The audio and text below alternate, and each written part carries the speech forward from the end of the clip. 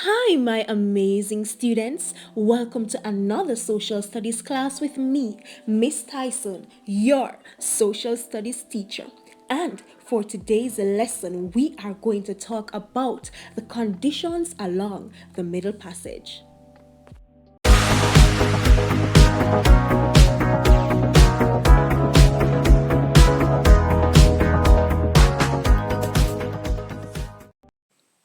So, what is the Middle Passage? So, when we hear about the slave trade, the conversation about the Middle Passage always comes up.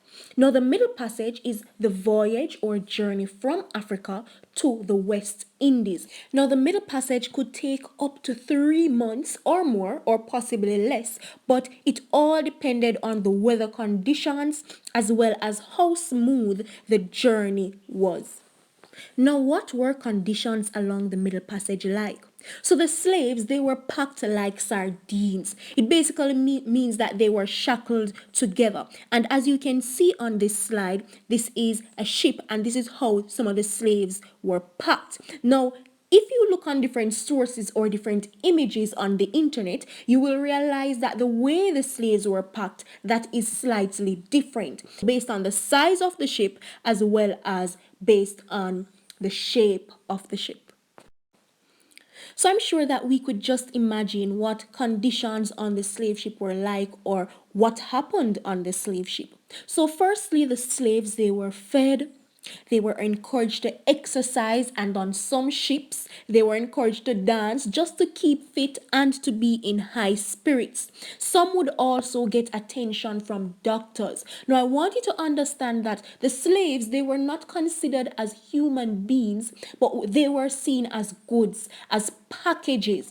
And I'm sure you could just understand what are some of the results of being shackled together. Not only being shackled together, but being so close together. This allowed for the easy transfer of diseases. And diseases such as smallpox and dysentery would be transferred from one slave to the next. And this would also cause many of these slaves to die because their body was not immune to these diseases. And some also tried to escape the harsh conditions. How did they go about doing that? Some committed suicide by jumping overboard.